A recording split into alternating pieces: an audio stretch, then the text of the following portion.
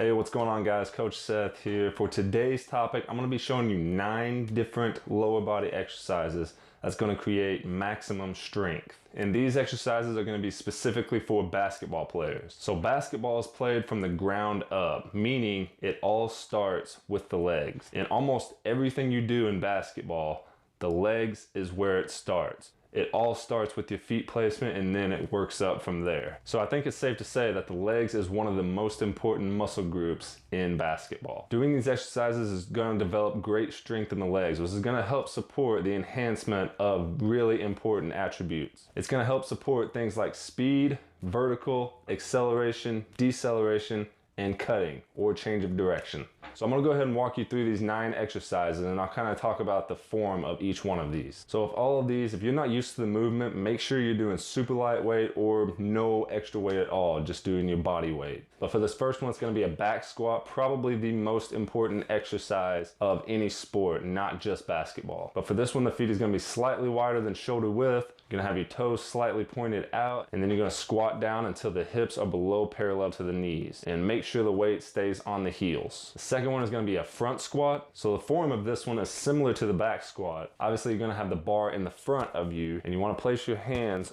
over each of the bar to secure it onto your shoulders. So with the position of the bar on the front, it allows you to be a little bit more upright, so it kind of puts a little bit more emphasis on the quads. The next one is deadlifts. So for me, I'm actually using a trap bar for this exercise. The reason being, whenever I do traditional deadlifts, I think it's because I'm a little bit on the taller side, so once I go all the way to the floor, my form starts to get out of the whack a little bit. So that's why I kind of use the trap bar. It's a little bit higher and it places the hands on the side. But if you can do a traditional deadlift with good form, go ahead and do that one. So for the deadlift, you want your feet a little bit closer than shoulder width, so you can have plenty of room for the hand placements. And with all of these, you want to keep your back nice and straight, keep your spine in nice alignment. And you're starting with the weight on the floor and you're just pushing through the heels, standing all the way up and then just setting it back down from there. A little bit more of a bend pattern with this one than the squat, but for the traditional deadlift, you still want to keep that chest high. Number 4 is going to be the Romanian deadlift. So the form of this one is similar to the traditional deadlift, but for this one, you're going to start with the weight in your hands, and then it's just basically putting more emphasis on the back parts of your legs, so your hamstrings and your glutes. So you're not going to be bending your knees quite as much. It's a little bit more of a bend pattern, and you want to keep the weight close to your legs, kind of just glide them down your legs until you get a little bit below your knees, and then you just go up from there.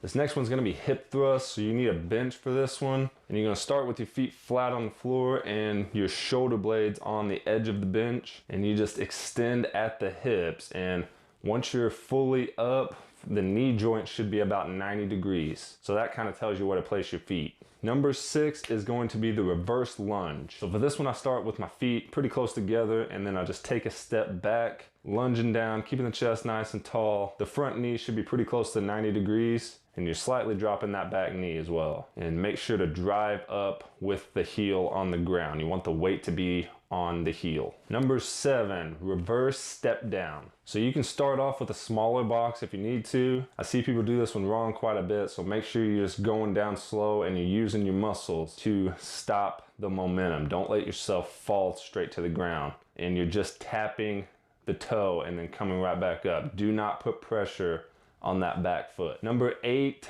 band lateral shuffles. So try to find a circle band. If you do not have that, just use a regular band and wrap it around your feet. Keep your feet shoulder width apart. Don't let them go any closer than that, and then you just extend from there. Keep it nice and slow with this one. And last but certainly not least is going to be the calf pop-up. So for this one, you can do it on a flat surface, but I like to increase the range a little bit. So standing on some type of platform and then just bringing your heel below that and then just springing up from there. I like to control my weight down and then just spring up once you get to the bottom. So doing these lower body exercises is going to develop great strength for basketball. So make sure to add these into your program. So on this channel, I talk a lot about the physical side of basketball, which is going to take your game to the next level. So if you're interested in more, make sure you subscribe so you don't miss any of my latest content. Thank you so much for watching, guys, and I will see you next time.